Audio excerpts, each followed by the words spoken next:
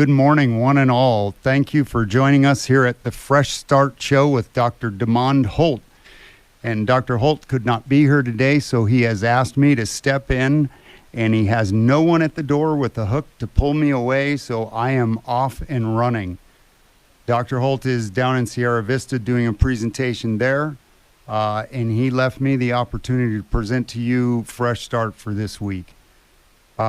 I first want to thank Dr. Holt for having the faith and the confidence in me to carry on with what he has started and what he is building and what we are building toward.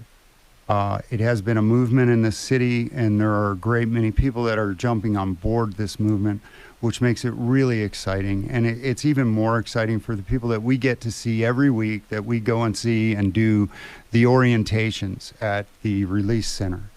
And men and women that are being released or in the process of being released, hearing what Fresh Start can do for them. And they're excited. And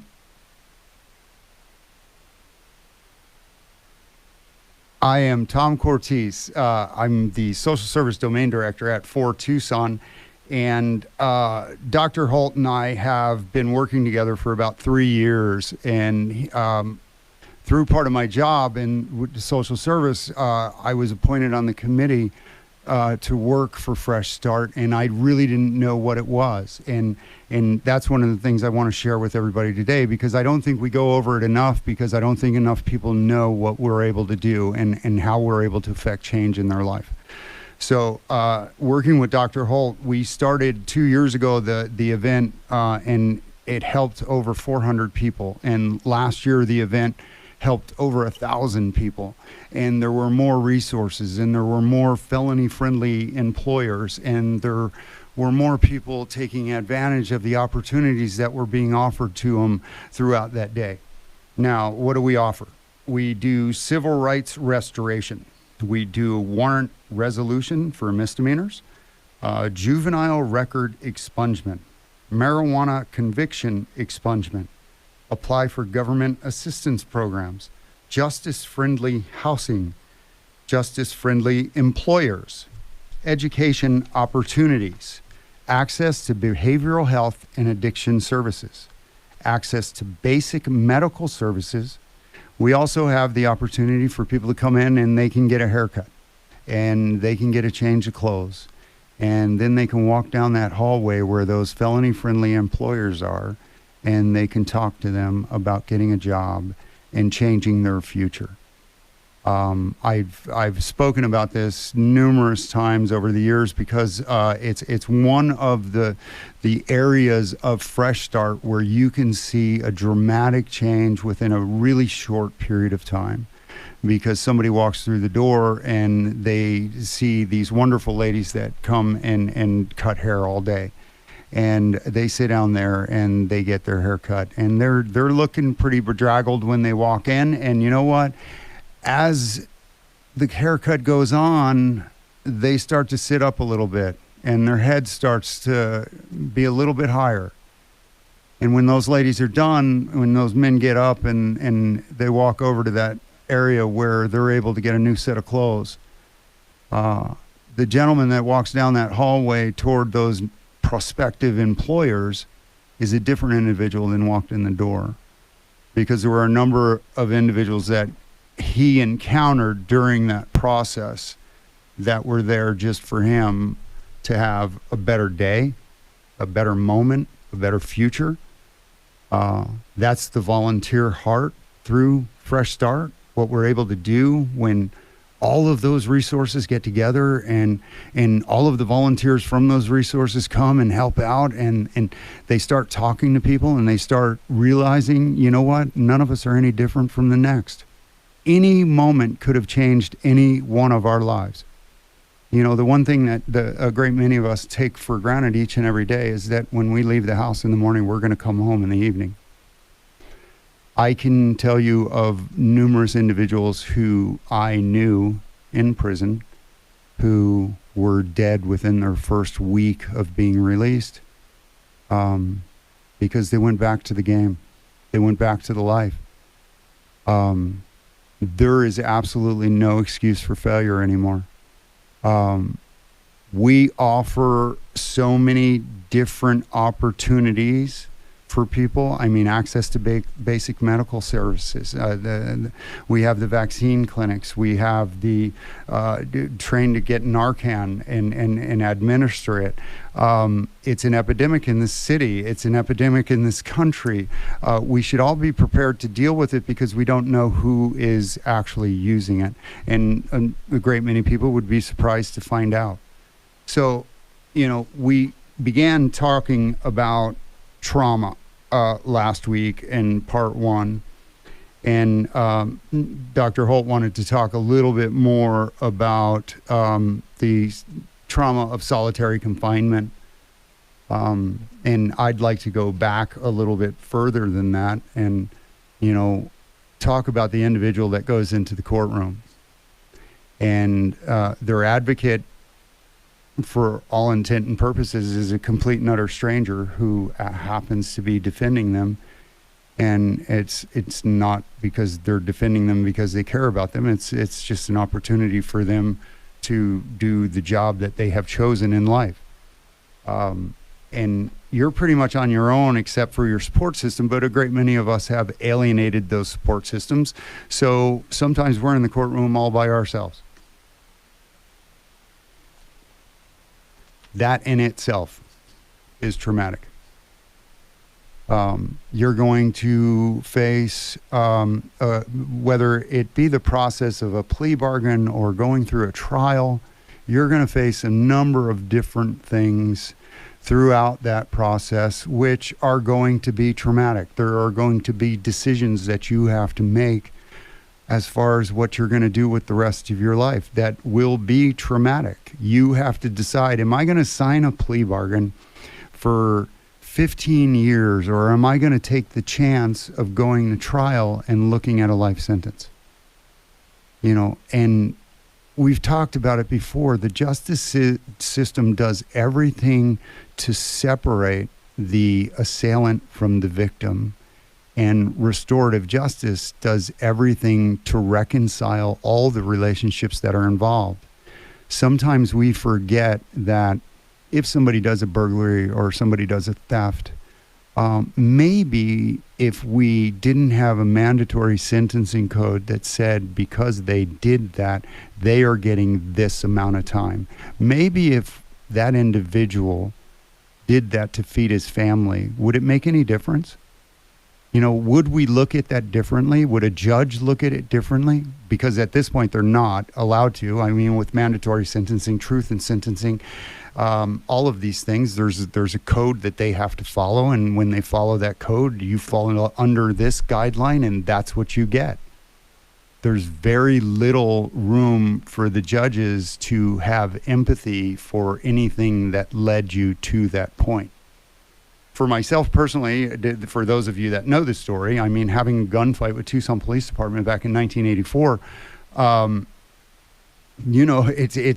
that was a very, very long time ago. But now I have had the opportunity to be in the same room with one of the officers who was part of that shooting.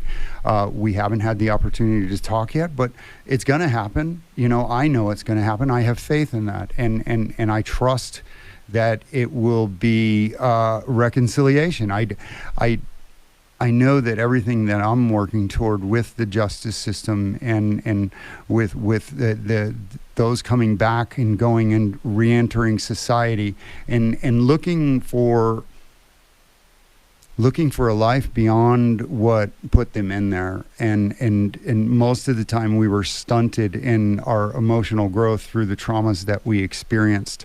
But we touched a little bit last week on compound trauma and trauma bonding, which I definitely associate with prison. But I mean, a major one is complex trauma. And that's from experiencing repeated or multiple traumatic events from which there is no possibility of escape. The sense of being trapped is a feature of the experience. For me, that just really describes prison. and the many different facets of prison, solitary more than not. And just recently, the Department of Corrections has been ordered again to revamp their solitary confinement practices. We know that if an individual goes without physical contact for a period of time, part of that individual is just going to die. It's absolutely essential for us as human beings to have intimacy. And I have spent for very long periods of time in solitary confinement. I used to say that I was the greatest Christian in the world when I was in solitary confinement, but if you released me and put me around other people, I wasn't so good. But there is some truth to that. And another joke was from the public defender's office is, if you wanted to meet Jesus, you go down to the county jail because everybody there knows Jesus. The fact of the matter remains is that when people have suffered a traumatic event, they reach for something. And there's no greater evidence of that than let's go back to a football game with Cincinnati and Buffalo. And you saw how quickly a nation turned to prayer when somebody's life was in jeopardy. And I think that that was very, very important for people to see how quickly people join in faith to trust in a higher power. Going through prison the way we go through prison is contingent upon what you have faith in.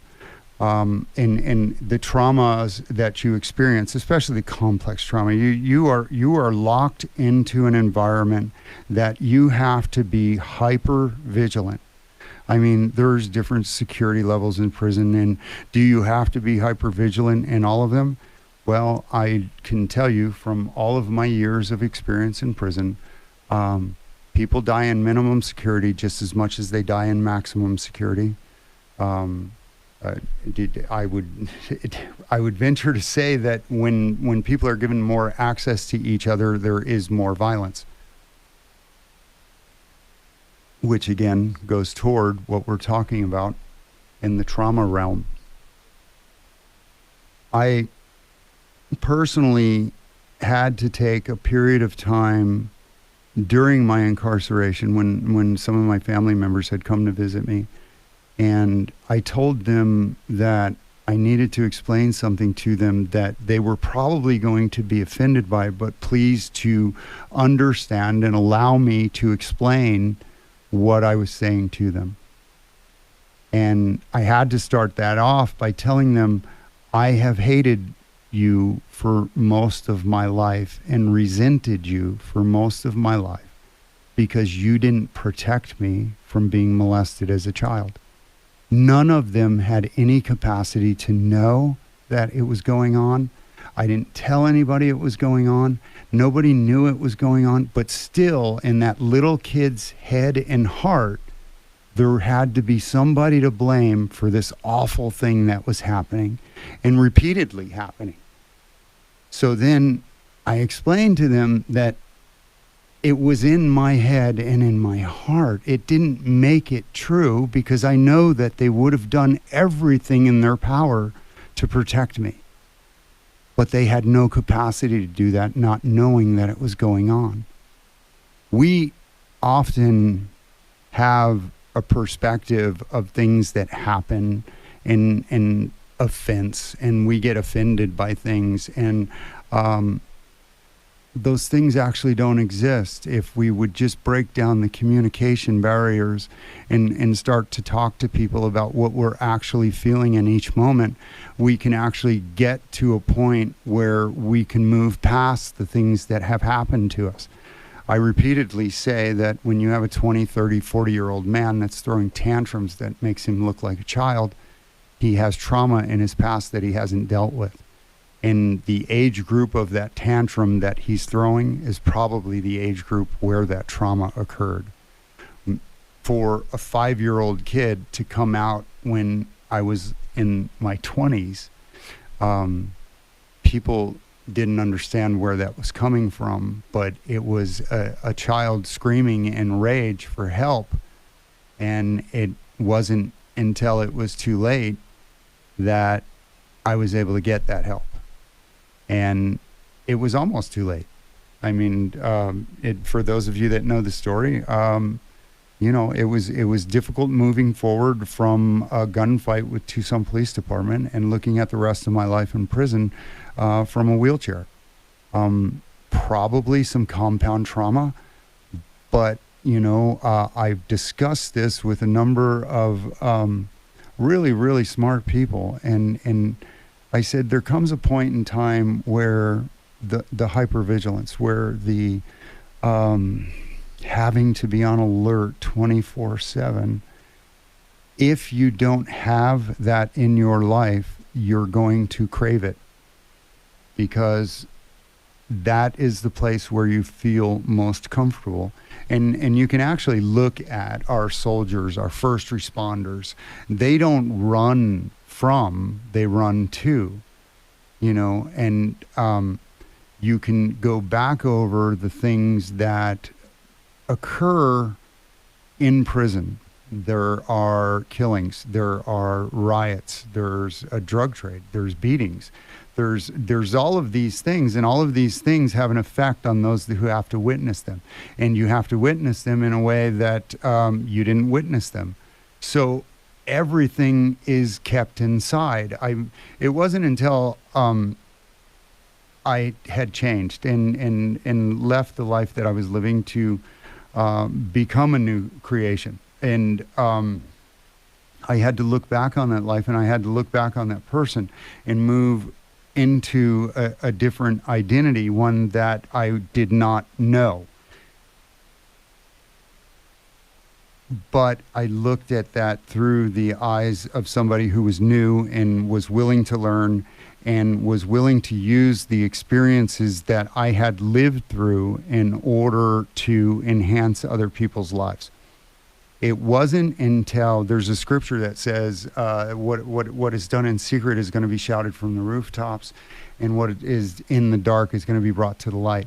And I just love that. I live for that scripture, because I repeatedly say that it wasn't until a counselor told me that I was the most selfish person to think that me being in a group and keeping the stories of my life to myself that could save another life was the most selfish act I could do.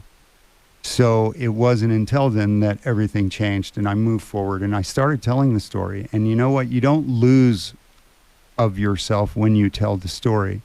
You give up of yourself in order to gain, and other people are able to gain from that. I believe, it's very, very powerful. All things work together for the good. I believe that everything that I have experienced in my past can be used for somebody else's future to be flourishing. And I love the fact that the Lord gave me some answers for people. And if I can do anything in order to help people to achieve a flourishing future, the best versions of themselves, a future with faith and not something that is continually bringing up their past. And we cannot continue to identify ourselves with our past, because we'll continue to identify ourselves with our trauma. And you can't do that, because that's not who you are. That's not who you were made to be. We were made to be so much greater than we really ever imagined we could be. But when we surrender and we give ourselves a shot, and the rehabilitation, the reprogramming, forget all of that. Let's just start from go and move from there, okay? And let's expose what has been offensive. Let's bring out those things that were done in secret. Let's talk about the things that are painful. Let's discuss the things that are holding you back from asking for help, because it was somebody who you asked for help that hurt you to begin with. Everybody is not that way. The people, it has been my experience, and what a blessing to have this experience, that we continually deal with resources, we deal with public officials, we deal with law enforcement, first responders, who have a heart for each individual to have a future no matter what their past is. And for individuals who have served time in prison, please move past the prison, move past the indoctrination of those concrete walls and cages, and live free. There is too much in society today that is living at the judgment of the cross and not living at the redemption of the empty tomb. We need to walk forward in freedom. We have been released from there. The hearts of people, the minds of people are moving toward a time when our pasts can be forgotten. They can be put behind us. That's something that Fresh Start is doing. That's something that Dr. Holt has set his life and mind and heart to do. And you know what? We're getting a lot of people to jump on board, and really influential people that we are really, really happy to be working with, and to see them having a heart to serve. The county attorney, the mayor, just wonderful, wonderful people getting on board because they know that the public safety comes first, and restorative justice and transformative justice is the only way for us to move forward. We can't keep going back to Egypt. We'll always be slaves. Okay, if you keep going back to prison, you're gonna have the same result. You keep getting out with nothing, having to start all over again. You know what? We're gonna keep building, but it's up to us. We have to do it on our own. We have to decide each and every day that we're going to get up, we're going to pull them up by the belt loops, put one in front of the other, and we're going to do it the right way. And if you start to do it that way, you're going to see that people come on board with you. And I would highly recommend finding some people that you admire.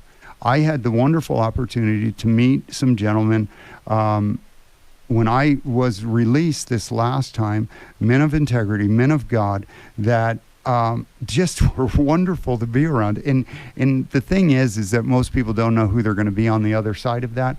I know who you're going to be. You're going to be a whole new person, that in a new creation, moving forward with a whole bunch of people supporting you, so that you can have the future that you were intended to have, rather than the one that we defaulted to. I mean, none of us grew up wanting to be a junkie or an alcoholic or a convict or an inmate number. You know, that's not what our desire was growing up. So default to what you were made to be, and it's greater than what you are. So there are people that know that and see that in you. We at Fresh Start want to help you to get there. In closing, I'd like to talk to you about the Blessing Breakfast. January 27th, 8 a.m. to 9:30 at the El Conquistador Resort. You have to go to fortucson.com and register for the event. If you are a first responder, please go on there. We have plenty of seats for first responders to eat for free. We still have people that are buying tables for first responders, which is absolutely wonderful problem to have. So please, we get to pray over first responders, elected officials. It's Border Patrol, Sheriff, TPD, Fire, from Marana, Oro Valley, all over the place. It's a really wonderful event. They do the honor guard, and it's really nice that we have several chaplains that stand up and pray, and our CEO prayed, and it's a real nice event, and I really enjoyed it. And the El Conquistador does a wonderful job for us out there. Thank you for joining us today at Fresh Start. And like I said, we are behind you. We are with you. We are walking with you. Remember what it is that we can do for you, and remember what it is that you need to do for yourself. We are behind you, and we can support you. You know, you can lead a horse to water, but you can't make them drink. If you would trust us, we can actually get you to drink. We can actually show you that it's a lot better than you think it is, and there's a lot more people that care. And that's what Fresh Start does. That's what Dr. DeMond Holt does. And I'll tell you, that's what Tom Cortese does. And every day I'm out in Tucson trying to affect some type of change or trying to help somebody to be better or to do more or to feel better or to just experience this moment as a fresh start to the next one. Thank you, and God bless. May He walk in your footsteps before you make them.